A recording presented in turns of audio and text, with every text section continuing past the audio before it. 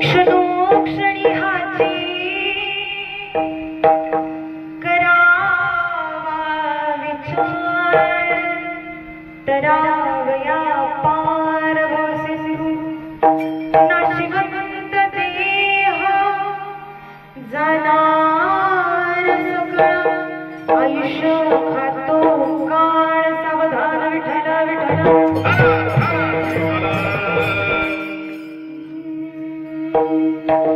वक्रतुंड महाकाय सूर्यकोटि समप्रभ निर्विघ्नं कुरु मे देव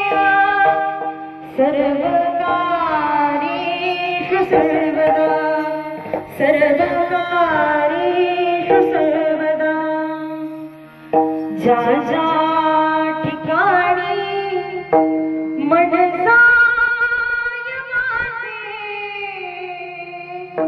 त्या त्या ठिकाणी निज रूप तुझे मी ठेवितो मस्तक ज्या ठिकाणी तेथे सद्गुरु तुमचे पाय घेणे जयांचे केले स्मरण हो या सकळ विद्येचे अधिकरण ते जीवंतु श्री चरण श्री गुरुचे ते नमस्कारोनी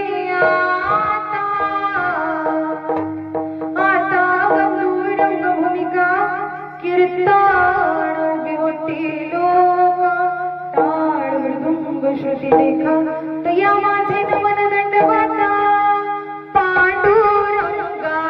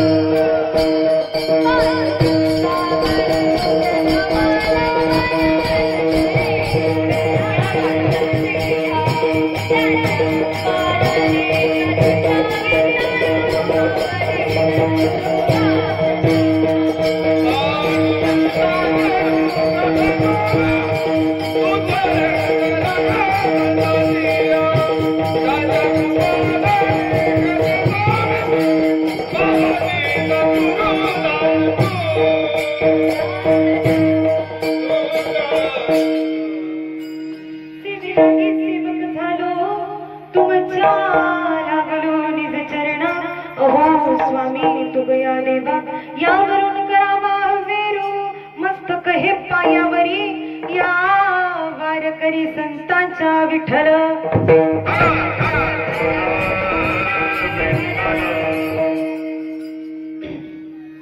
जरा शॉर्टकटच मारण्याचा प्रयत्न केला बरोबर आहे की नाही? 11 वाजलेत, कुणी माझ्या कीर्तनात झोपू नये म्हणून जरा प्रयत्न करते, कसं कमीत कमी वेळामध्ये जास्ती तुमच्यापर्यंत पोहोचवण्याचा प्रयत्न करणार आहे.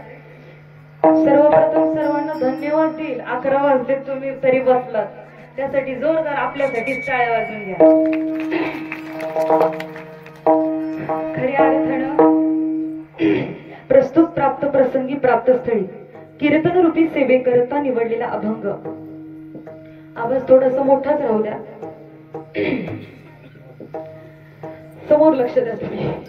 महाराष्ट्र सारस्वताला ललालभूत ठरणारं साहित्य ज्यांच्या मुखार विंदामधून निघालं, ते वारकरी मायबापांच्या कर्णकुहरांमध्ये अमृत लहरींसारखं बरसलं, ते तुमच्या माझ्या हृदयापर्यंत येऊन पोहोचलं. असे असणारे ज्ञानेशप्रिय तुकोबराय यांचा सरळ साधा, तुम्हाला समजेल, तुम्हाला उमजेल असा अभंग सेवेकरता निवडलेला आहे. विठ्ठल विठ्ठल.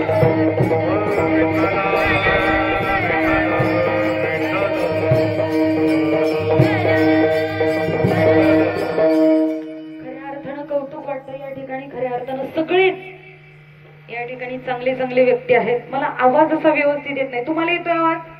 एकदम कमी येतोय. झोपली का काय? त्याचं काय ना, वारीच्या प्रवासामुळे आमचे खऱ्या अर्थानं कीर्तन केसरी आता नाव घ्यायचे आजपर्यंत कधी वेळ आली नाही. महादेव महाराज गोळिंग असं म्हणायची कधी वेळ आली नाही.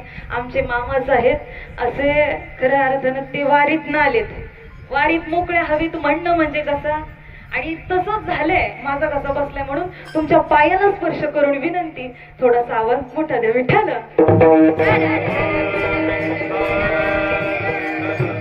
सर्वांवरती नितांत प्रेम करणारे, एवढंच नव्हे तर या गोविंद कुटुंबावरती नितांत प्रेम करणारे आमचे स्नेहल दादा असतील, आमचे माधव मामा असतील, या सगळ्या परिवारावरती नितांत प्रेम करणारे त्यांचे असणारे आदरणीय गुरुवर्य या ठिकाणी प्रवचन होतं. पण आज दिंडीच्या मुळे त्यांना काही येता आलं नाही तेवढ्या वेळात. पण मी सांगू तुम्हाला, आज खऱ्या अर्थानं मी माझं अहोभाग्य समजेल. एवढ्या छोट्या लेकराचं कीर्तन, तसं म्हटलं तर वयानं, ज्ञानानं, अधिकारानं मी फार लहान आहे. म्हणून खऱ्या अर्थानं हरिभक्त पारायण सुरेश महाराज चांडवेकर रत्नागिरी हे महाराज आज ठिकाणी वयानं, अधिकारानं माझ्यापेक्षा खूप श्रेष्ठ आहेत. महाराजही या ठिकाणी उपस्थित आहे. जोरदार महाराजांसाठी टाळ्या. आज या ठिकाणी ताई बघितलं तुम्ही गायला, अतिशय सुंदर आहे. मृदुंगावरती दादा असणारे. या ठिकाणी बाप लेकाची जोडी, बाप लेकीची जोडी आहे. या ठिकाणी वडील आहे. जोरदार टाळ्या वाजवा. मी तर म्हणते आज आपल्या गावासाठी एक अद्भुत काहीतरी आहे. आज खऱ्या अर्थानं मुलींना चांगले संस्कार देणं काळाची गरज आहे. खऱ्या अर्थानं तुमच्याकडे बघून 4 जरी मुली सुधारल्या तरी खऱ्या अर्थानं ही फार मोठी त्या ठिकाणी प्रेरणा असणार आहे. आज कार्यक्रम कशानिमित्त आहे तुम्हाला सर्वांना ज्ञात आहे, पण अल्पसा परिहार देणे गरजेचं आहे. त्यामुळे मी तुमचा जास्ती वेळ पण घेणार नाही, पण तुम्हाला कशी झोप नाही लागणार याची चांगली काळजी घेणार. विठ्ठल.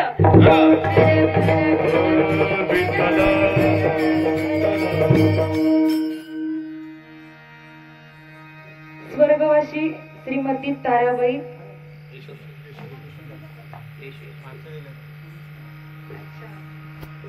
खऱ्या अर्थानं आज ज्या आईसाहेबांचं त्या ठिकाणी पुण्यस्मरण आहे, गेले 3 वर्ष झाला, 3 वर्ष पूर्ण झालेले आहेत. अविरत सेवा करता करता, अविरत सेवा करता करता आईसाठी काय करावं. मी नेहमी कीर्तनामध्ये जाते, पण झालंय असं सांगू तुम्हाला, एक पुण्यस्मरण करायचं की लोक ऍडजस्टमेंट बघतात. कौतुक करावं वाटतं या कुटुंबाचं. आज सलग 3य पुण्यस्मरण करतात, तेही जागर, आणि त्या ठिकाणी उद्या सुद्धा फुलाचं कीर्तन आहे. यापेक्षा आईसाठी आईने आपल्याला ज्या गोष्टी केल्यात त्या गोष्टीच्या ऋणातून मुक्त होण्याकरता खऱ्या अर्थाने पुण्यस्मरण केलं जातं.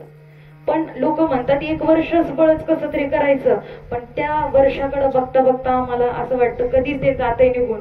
पण खऱ्या अर्थानं कौतुक करावं वाटतं. आज देशाची सेवा तर ते करताच आहेत, पण खऱ्या अर्थानं वारकरी संप्रदायामध्ये एक स्वतःचं एक आगळं वेगळं त्यांनी स्वतःचं अस्तित्व निर्माण केलेलं आहे. आज या आईसाहेबांना 3 वर्ष पूर्ण झालेले आहेत, 3 वर्ष गेलेत, पण तरी देखील संपूर्ण कुटुंब आजही त्या व्यक्तीची आठवण काढतोय. त्यामुळं त्या आईला धन्यता द्यावा लागतील, कारण की शुद्ध बीजापोटी फळे रसाळ गोमटी. त्या आईचं काहीतरी पुण्य आहे. त्या पुण्यामुळे आज आम्हाला एवढं सुंदर जग बघायला भेटते. माझ्या आईने चांगलं कार्य केलंय. म्हणून आम्ही आज ठिकाणी सुंदर जीवन जगतो. विठ्ठल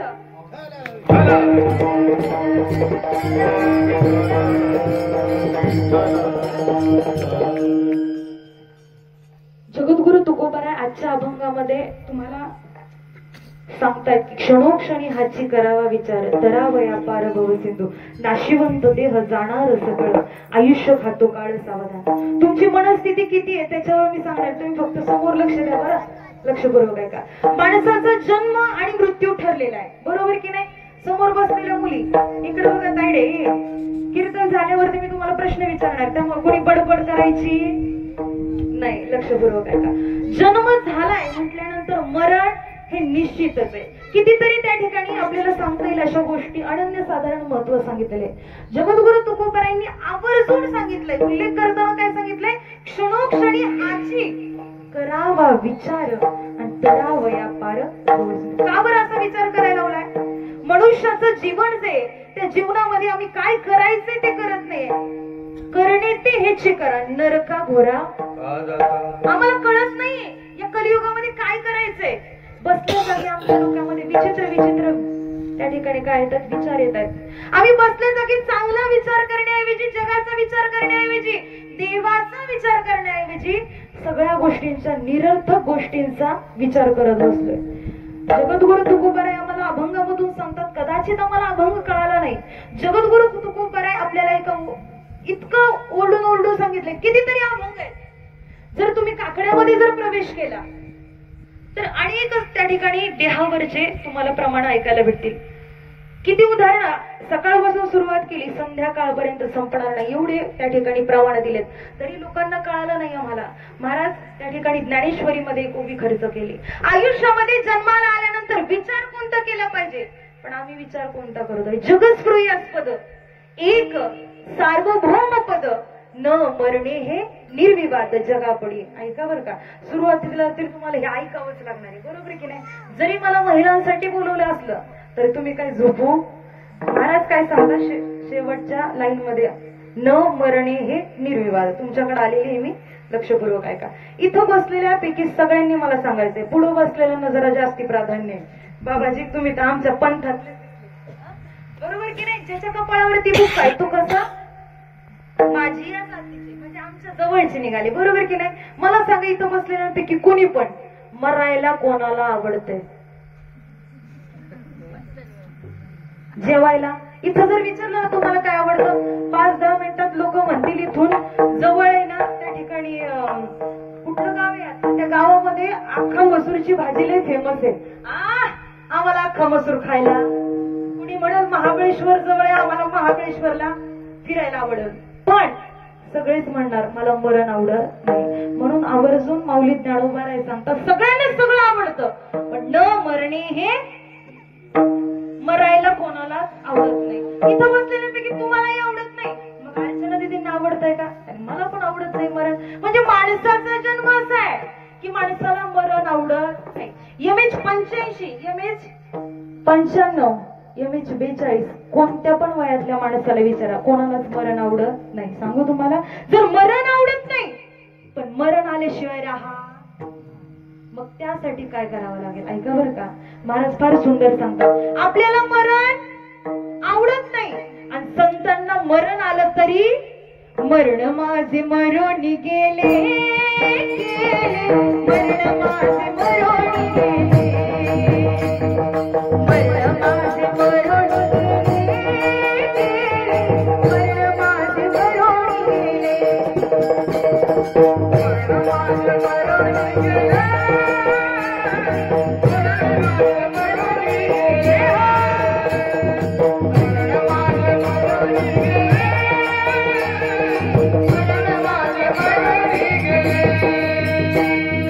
मरण माझे मरून गेले.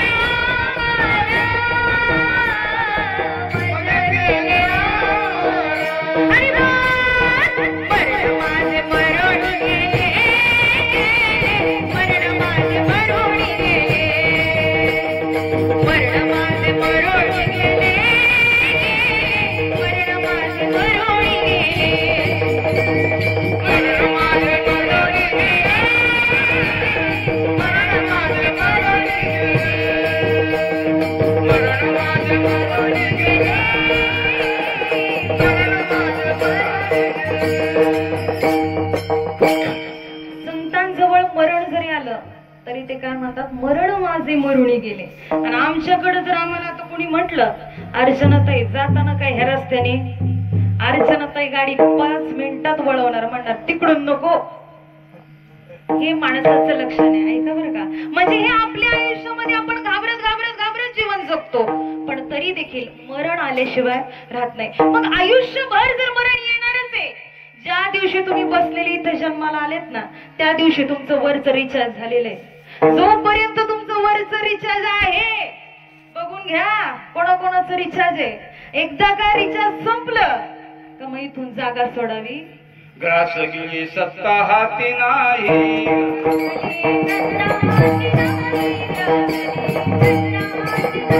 क्षणभंगुर हे हृदय कलकार,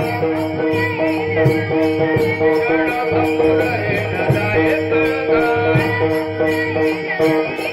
ग्रास गेली सत्ता हाती नाही.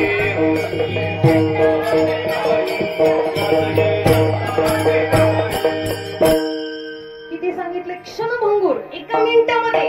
किती वेळ? क्षण सुद्धा नाही, सेकंद सुद्धा नाही, किती वेळात. काही लोक म्हणतात ताई आता होता शेजारी, किती मिनिटापूर्वी? 5 मिनिटापूर्वी. अहो माझ्यासोबत कीर्तनात माझ्या शेजारी. काळाची सत्ता कधी येईल सांगता येत नाही, म्हणून मी तुम्हाला सांगते अजून तुमची वेळ गेलेली नाहीये. क्या भरोसा है इस जिंदगी का, क्या भरोसा है.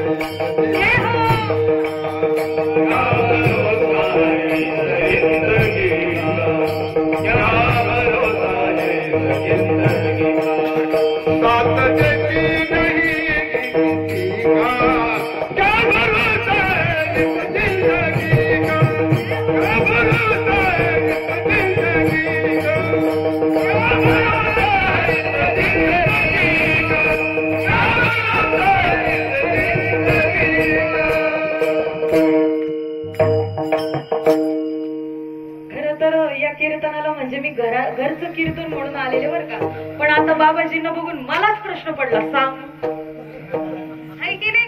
समजा आपल्या समोर जर असं म्हणतात सुने समोर जर सासरा आला तर सून जरा तरी, तसं एखाद्या लहान बालकासमोर किंवा लेकीसमोर जर त्या ठिकाणी वयानं ज्ञानानं अधिकार संपन्न व्यक्ती जर आले तर विचारपूर्वक बोलावं लागतं, बरोबर की. आणि तितक्यात तारेवरची कसरत अशी झाली, पुढचे लोक बसतात का झोपतात ही पण काय कळत.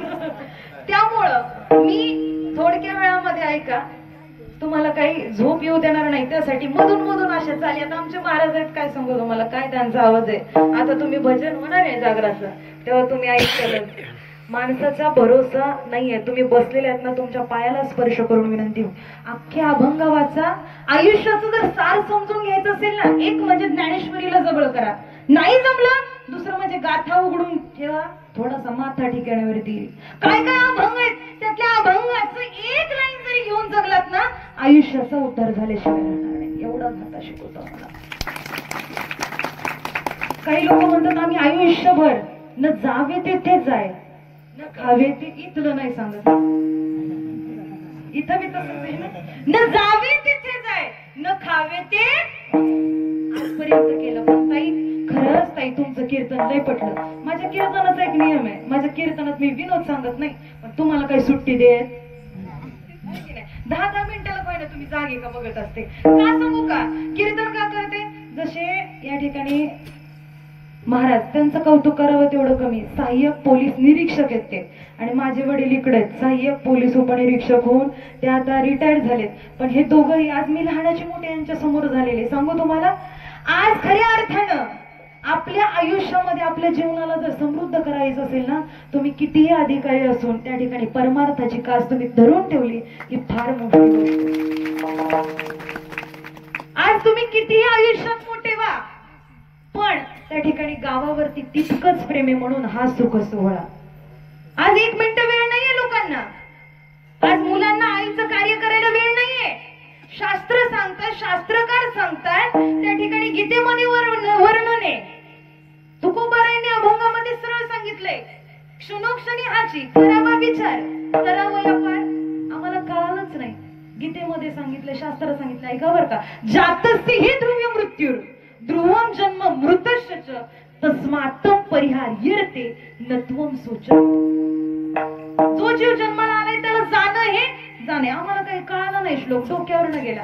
मग माऊली ज्ञानोबा आहे ज्ञानेश्वरी मध्ये तसं सांगतात, सार सांगतात, बाबा समजतंय का बघ, उपजले ते नासे, नासिले ते पुनरपी दिसे, हे घटिका यंत्र जैसे. नाही कळालं आम्हाला, एवढं सांगून सुद्धा कळालं नाही. गोबरायांना कळालं की ह्या लोकांना सांगितलं की ती माळा घाला, कळत नाही. हा देह जाणारे सांगितलं तरी नाही कळालं, हा देह नाशिवंत सांगितलं तरी कळालं नाही. मग गोबराई तुम्हाला विनंती पूर्वक सांगतात, बाबा रे काय करा, अभंगाचं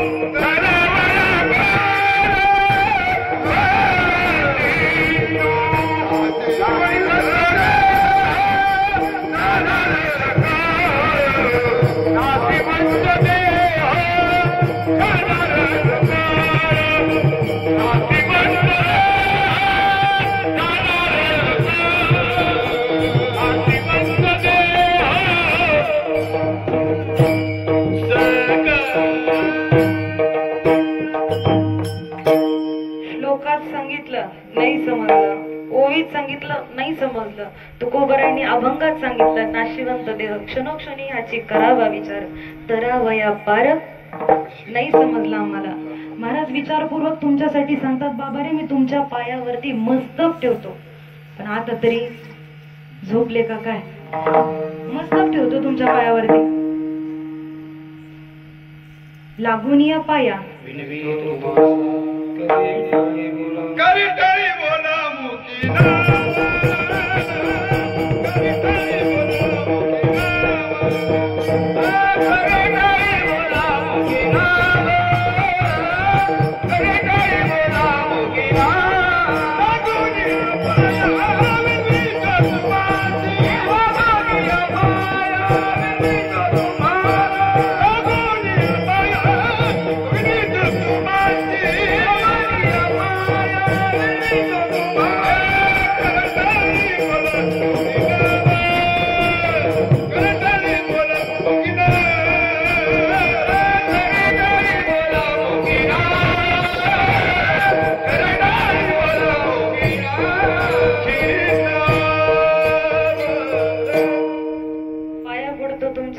तरी सुधारा. नाही समजलं, पाया पडून आम्हाला कळालं नाही, आमची एवढी पात्रता नाही की जगद्गुरु तुकोबारायांनी आमच्या पाया पडावं. आमची तेवढी मराठी शुद्ध भाषेमध्ये खूप सुंदर सांगितले, आमची तेवढी. आता हे महाराज आशुतोष नाव तर फार सुंदर आहे की नाही, आशुतोष महाराज. आशुतोष महाराजांना पखवाज वाजवायला येतोय म्हणजे ते उत्तम पखवाज वाजवण्याच्या लायक आहेत. मला पखवाज वाजवता येत नाही, मग मी काय आहे लायक? खरंच मला नालायक म्हणताय तुम्ही. सांगण्याचं भाव हे माझ्यावर आणते, पण हे आपल्यासाठी तुकोबारायांनी आपल्या पाया पडावी एवढे आपण लायकीचे नाहीये, तरी आम्हाला समजलं नाही, आमच्या डोक्यात प्रकाश पडला नाही. महाराज म्हणतात सकळांच्या पायी माझे दंडवत घातलं तुकोबारायांनी. कशासाठी? आता तरी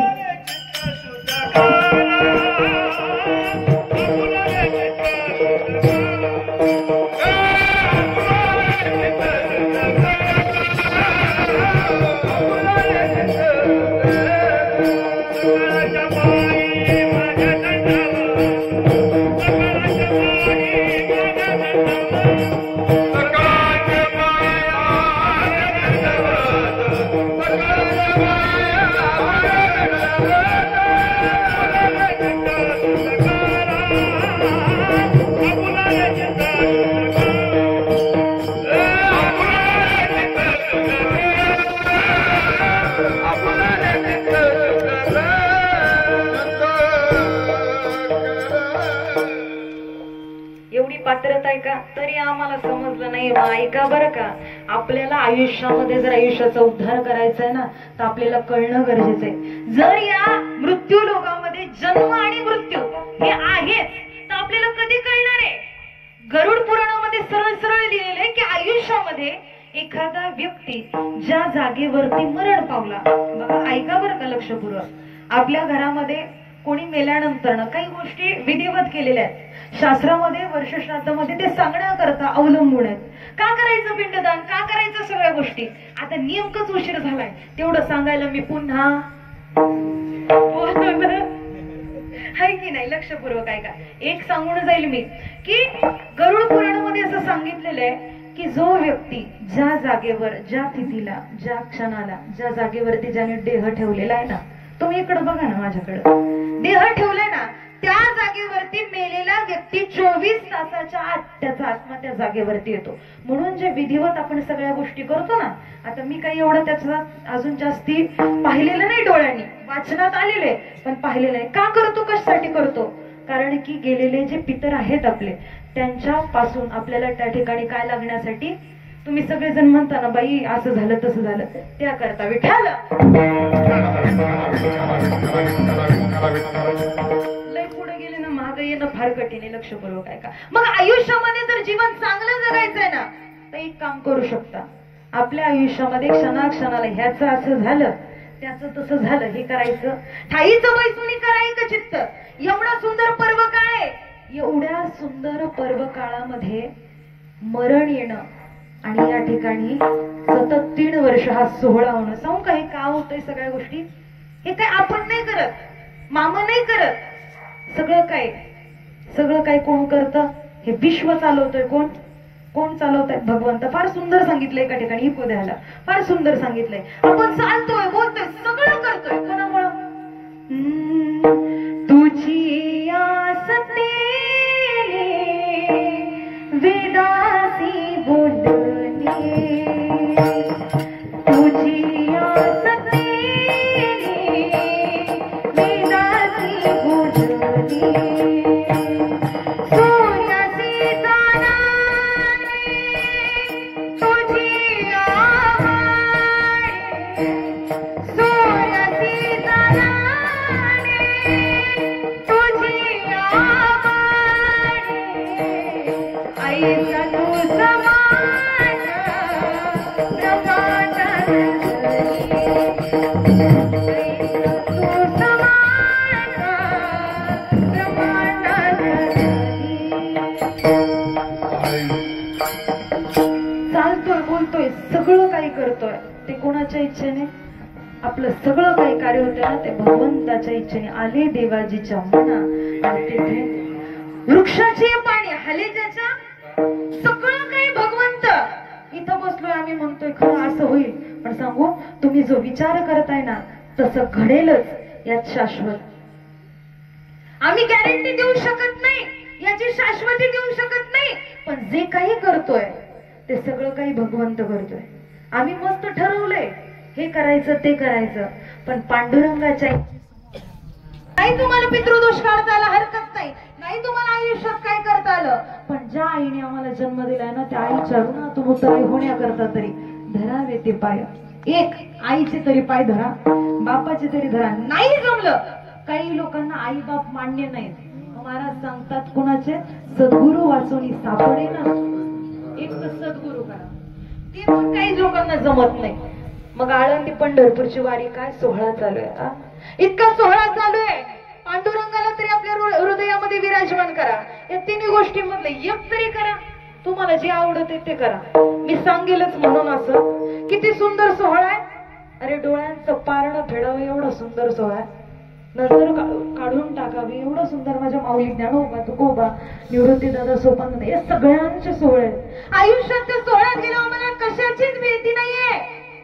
आम्हाला त्या जागी मरण येते, आम्ही तिथे चक्कर येऊन पडतोय, आम्ही उपाशी राहतोय. अरे माऊलींची लेकरं आम्हाला सांभाळायला आहेत ना.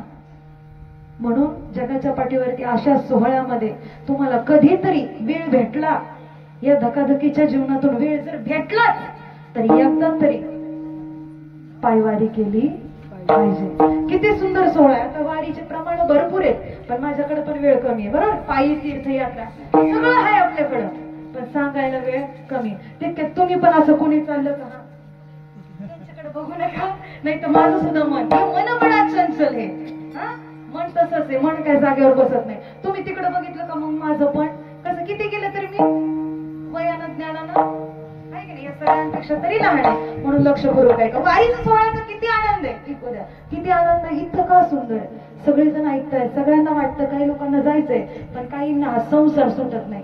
या संसाराची आसक्ती आम्हाला धरून ठेवतोय, सोडत नाही. सून आल्यावर जाऊ, सून आली तर म्हणते आता नातवंडे शाळेचं कसं होईल, शाळेत कोण सोडवं. ही आसक्ती आम्हाला संसारावरची जाळून या संसार. आणि आम्ही कुठे त्याला धरून ठेवलंय. सोडून द्या कदार, सोडून द्या म्हणजे सोडून नाही द्यायचं. संसारी असावे. किती प्रमाण आहे सांगणार, वेळ कमी आहे. लक्षपूर्वक आहे का. काय आनंद आहे त्या वारीचा. चला हो चला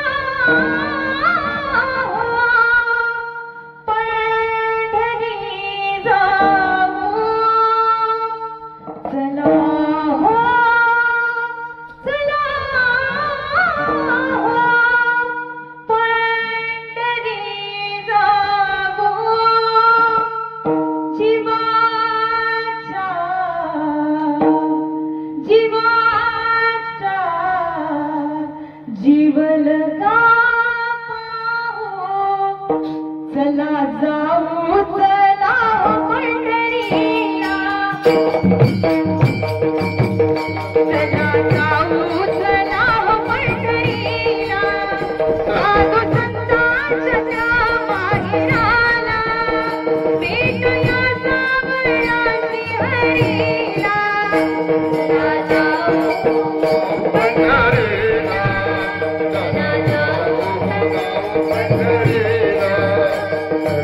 साधू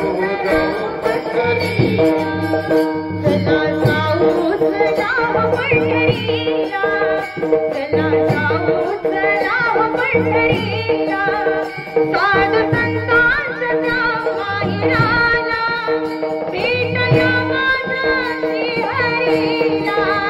जय हो चला पंढरीला, चला पंढरीला,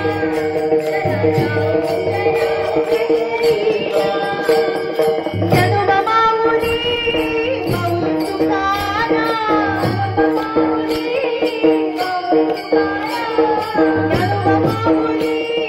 माऊली तुकाराम,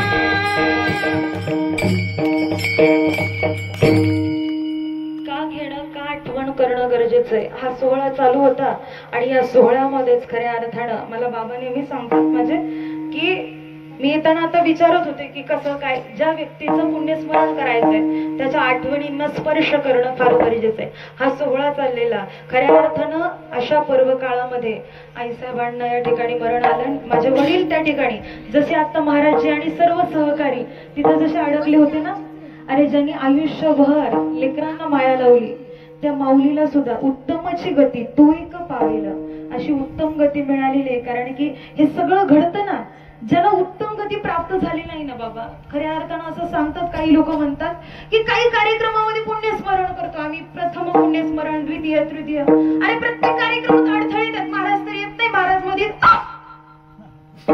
मी आले सुखरूप. म्हणजे खऱ्या अर्थानं चांगले कार्य का होतात, अडथळे का येत नाही, कारण की उत्तमची गती तो एका पावले. चांगली स्थिती मिळाल्यानंतर का चांगल्या पर्व काळात मरण येणं पण फार महत्वाचं आहे. आज एवढा सोहळा चालू आहे, सोहळ्याची आठवण झाली. खऱ्या अर्थानं सोहळा चालू असताना सगळेजण आले, आई सोडून गेल्या. का सांगू तुम्हाला, जगाच्या पाठीवरती आईचं प्रेम अत्यंत महत्वाचं आहे. पण महाराज सांगतात प्रत्येकाचं जाणं हे निश्चित आहे. किती जरी प्रयत्न केला, किती जरी साहस केला, सांगू पुढचं बोलू, आयुष्यामध्ये आपली आई मेल्यानंतर आपल्याला सोडून जाते. आपली आई मरण पावली तरी तिचं लक्ष कुणा असतं, लेकुराचे हित. आपली आई मेल्यानंतर आपल्याला सोडून जाते, पण जिवंतपणी संतांची आई लेकरांना सोडून गेले. ज्ञानदेव, सोपानदेव, मुक्ताई, निवृत्ती दादा याचा चारही भावंडांना आज जगाच्या पाठीवर जर आठवण काढली ना, या विश्वामध्ये जीवन जगत असताना माझ्या माऊली ज्ञानोबर आहे, तुकोबर आहे, निवृत्ती दादा, सोपान दादा यांना लोकांनी जगू दिलं नाही. अरे जगाच्या पाठीवरती सगळ्यांचा अन्याय सहन करत हे लेकरं जगत होती. सिद्धिपत्र आणण्याकरता पैठणला गेले तरी ह्या लोकांनी जगू दिलं नाही, चांगलं जीवन जगू दिलं नाही. सर्वांनी ठरवलं या लेकरांना आता चांगलं शिक्षण होऊ द्यायचं नाही. आई बापांना सांगितलं, विठ्ठलपंत आणि रुक्मिणी आई साहेबांना सांगितलं, जर तुमच्या मुलांना चांगलं शिक्षण द्यायचं असेल तर तुम्हाला एक करावं लागेल, तुम्हाला देहांत प्रायश्चित्त घ्यावं लागेल. अरे जगाच्या पाठीवरती आपल्या लेकरांसाठी निस्वार्थी प्रेम करणारी एकमेव व्यक्ती म्हणजे माऊली. जगाच्या पाठीवरती आई बापांनी ठरवलं, जर आपल्या मुलांना चांगलं शिक्षण द्यायचंय तर त्यासाठी काय करावं लागेल, मनाशी एक गाठ बांधली आहे. ठीक आहे, हरकत नाही, आम्ही देहांत प्रायश्चित्त घ्यायला तयार आहे. पण सांगू तुम्हाला, आम्हाला असं वाटतं की बापाची भूमिका, बापाचं वर्णन करत असताना सगळेच जण म्हणतात आमचा बाप फार रागीट आहे, आमचा बाप म्हणजे डोक्याला. बापाची भूमिका सांगत असताना असेच सांगितलेले. विठ्ठलपंत कठोर मनाने निघाले, रुक्मिणी आई साहेब निघाले. बाप तो बापच असतो, बाप पाठीमागे उभा आहे, पण आईचं काळीज म्हणजे काय, दुधावरची. रुक्मिणी आई साहेब तिथं उभा होत्या, धावत पळत लेकरांकडे आल्या, लेकरांच्या गालावरनं हात फिरवतायत. आईचं काळीज सांगतोय तुम्हाला. विठ्ठलपंत बाहेर उभा आहे, रुक्मिणी आई साहेब धावत धावत आल्या आणि लेकरांच्या गालावरनं हात फिरवायला लागल्या. काय त्या आईचं काळीज म्हणत असेल ऐका बरं का. जगाच्या पाठीवरती ज्याच्याकडे आई आहे ना महाराज, तो जगातला फार श्रीमंत माणूस आहे. मी नेहमी सांगत असते कीर्तनाच्या माध्यमातून, ज्याच्याकडे आई नाही ना त्याच्याकडे काही नाही. आज कितीतरी लोक आहेत अशी समाजामध्ये जे आई विना भिकारी. फार सुंदर सांगितलंय, स्वामी तिने जगाचा आई विना भिकारी, स्वामी तिने जगाचा आई विना भिकारी. जगाच्या पाठीवरती या सोन्यासारख्या भावंडांना सोडून जात असताना त्या आईचं काळीज काय म्हणते, माझ्या एवढे सोन्यासारख्या लेकरांना. माझा तुम्हाला सर्वांना एक प्रश्न आहे, तुम्हाला जर कोणी सांगितलं तुमच्या जिवंत लेकरांना सोडून जा, जगाच्या पाठीवरती आई इकडचं जग तिकडे करेल, पण लेकरांना कधी मरू देणार नाही, लेकरांना कधी सोडून जाणार नाही. हे करणारी जगाच्या पाठीवरती फक्त आपली आईच आहे. फार सुंदर ती आई सांगते, काय माझ्या जीवाची घालमेल काय सुरू आहे, कासावीस प्राण मन तळमळी, कासावीस प्राण मन तळमळी. जीवाची घालमेल सुरू झाली आहे, लेकरांना सोडून जायचंय. लेकरांच्या गालावर हात फिरवला आणि निवृत्ती दादांना सांगितलं सगळ्यांकडे लक्ष दे बरं का, ऐका बरं का. एवढी आई आपल्यावरती नितांत प्रेम करते, पण सांगू जोपर्यंत तुमची आई तुमच्या जवळ आहे ना तोपर्यंत त्या आईला कडकडून मिठी मारा. एक दिवस ती आई निघून गेली ना, खऱ्या अर्थानं जगाच्या पाठीवरती सगळ्या गोष्टी आम्हाला पैशाने मिळतील. चारी भावंड झोपलेली, विठ्ठलपंत पुढे गेले, रुक्मिणी आई साहेब दोघे मिळून देहांत प्रायश्चित्त घेतला. लेकुराचे चित्त, बाई माऊलीचे चित्त, आपल्यासाठी जगाच्या पाठीवरती फक्त आपल्या मुलानं म्हणावं आई ग माझ्यावरती एवढं कर्ज झालंय, ते कर्ज कसंही करून मिटून टाक, लोक येतील आणि मला पकडून नेतील. ऐका बरं का. अरे स्वतःच्या घरातलं घाण ठेवून जे लेकराला पैसे देते ना तिचं नाव आई आहे. अरे स्वतः उपाशी राहून लेकरांना खाऊ घालते ना तिचं नाव आई आहे. का बरं का. जगाच्या पाठीवरती आम्ही सगळ्या गोष्टी शिकू. तुमचा मुलगा दारू घेऊन घरी आला ना, आई बापाला सांगते जाऊ द्या ना, पहिल्यांदा आला परत नाही चूक करणार. आई प्रत्येक गोष्टीला पडद्याआड घेते, पण तुमची आई सगळ्या गोष्टीतून तुम्हाला बाहेर काढेल बरं का. आयुष्याच्या पाठीवरती तुम्ही एखादा मोठा गुन्हा केला, तुम्ही एखादा अपराध केला, तुम्ही दारू पिऊन घरी आला, तुम्ही पळून जाऊन लग्न केलं, सगळ्या गोष्टी तुमच्या आईने सांभाळून घेईल. पण अशी आई जगामध्ये निर्माण झालेली नाही की ती आपल्या लेकराचं मरण थांबवू शकेल. त्या आईला एक दुःख आहे, मी जगाच्या पाठीवरती सगळं मुलाकरता केलं, पण मी त्या मुलाचं मरण थांबवू शकत नाही. का बरं का. मी नाही, पुरावा आहे. फार सुंदर सांगितलंय.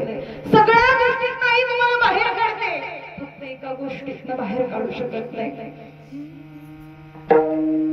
काळाची उडी पाडेल माझी भा, काळाची उडी पाडेल माझी भा, सोडवीन तेव्हा माय बाप, सोडवीन तेव्हा माय बाप. ऐका बरं का. आयुष्यात जगाच्या पाठीवरती सगळ्या गोष्टी आई बाबा आमच्यासाठी करतील, पण तुम्हाला एक करावं लागेल. ह्या नाशिवंत देहामध्ये किती जरी तुम्ही पैसे पुरवण्याचा प्रयत्न केला ना ह्या देहासाठी, तरी हा देह पुरवून घेत नाही बरं का. चोचले तुम्ही असं करा, आमदार आहे, मी खासदार आहे, मी पंतप्रधान आहे, मी सगळ्या गोष्टी पैशाने विकत घेऊ शकतो, असं करा. एवढे पैसे घ्या, माझा हा देह. डॉक्टर सुद्धा शेवटी म्हणतात आमच्याच्याने काही होऊ शकत. म्हणून तुकोबाराय सांगतात बाबा रे, रव रव दुर्गंधी पूर्वी एवढं दुर्गंधी असणारं शरीर आहे, त्याला तुम्ही कुठेही ठेवा, काचेच्या बंगल्यात ठेवा, नाही तर शीश महालामध्ये ठेवा, नाही तर तुमच्या पद्धतीत त्याला काही इंग्लिश मध्ये म्हणतात राजमहाल, काय असेल ते असेल, कुठं जरी ठेवलं तरी हे शरीर कसं आहे, नासकय, कुचकय, सडकय, हे कसं आहे निघून जाणार आहे. म्हणून याचं वर्णन करताना महाराज अभंगाचं द्वितीय चरण, नाशिवंत देह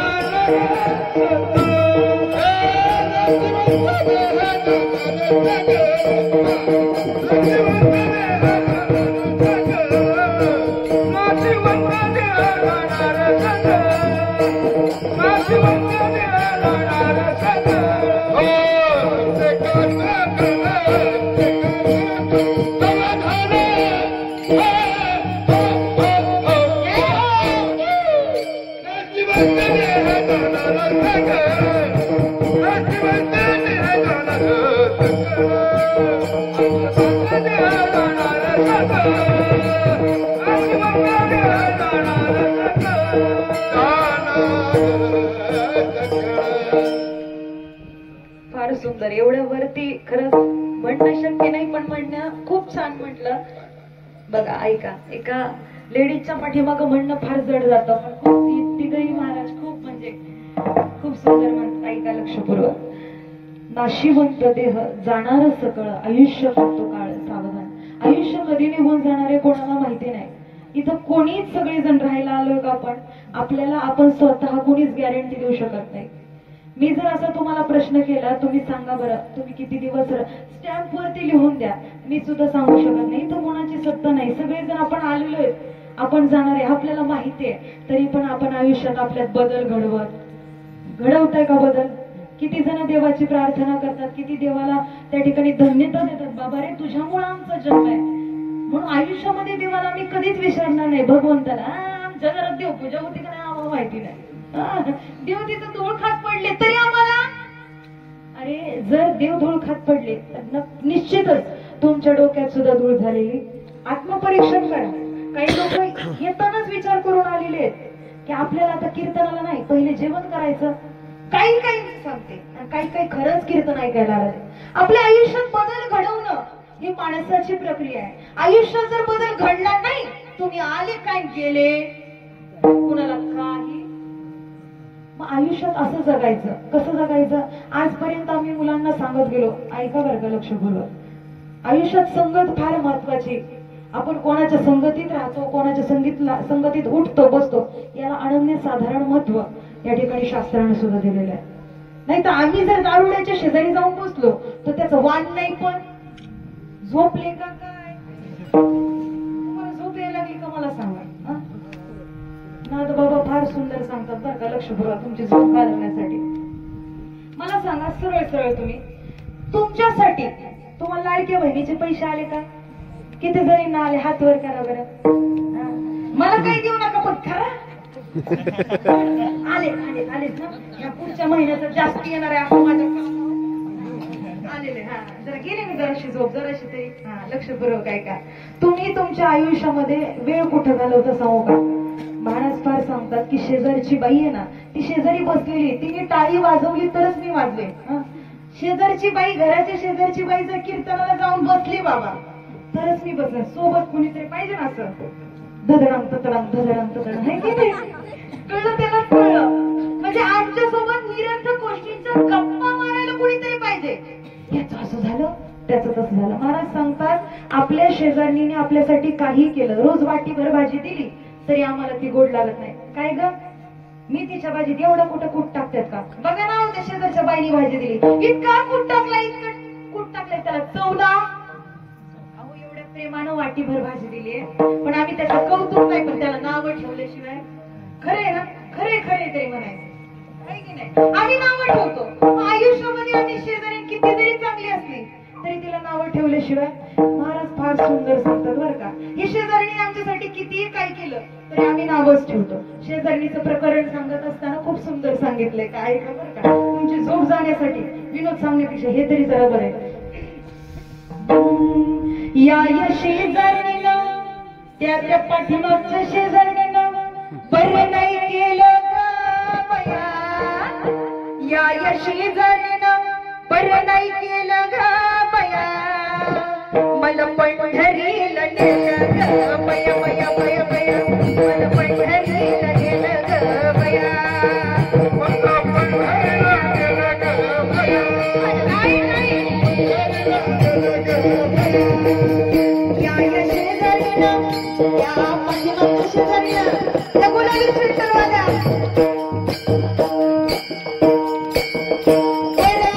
केलं ग बया, मला पंढरीला नेलं ग बया बया बया बया, मला पंढरीला नेलं ग बया, मला पंढरीला नेलं ग बया, मला पंढरीला नेलं ग बया.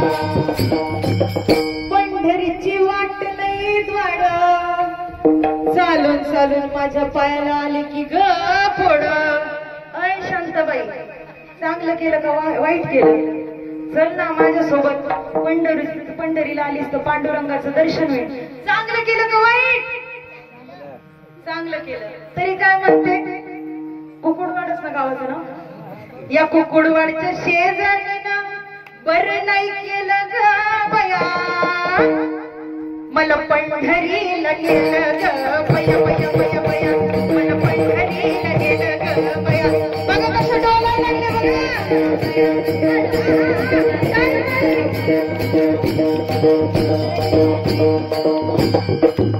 आता जोरात टाळी वाजायची बरं का, ऐका बरं का. काही काही जणी आलेले आहेत बाई. 9 ते 11 कीर्तनाचा टायमिंग होता. अर्चनाताई 9 वाजता आल्या, पण आमचे महाराजजी जरा ट्रॅफिक मध्ये अडकले. पण झाले आता, झाले किती वाजले? 11:30 वाजले. आता 11:30. पण आता झाले असं, माझ्या पायाला लई मुंग्या आल्या.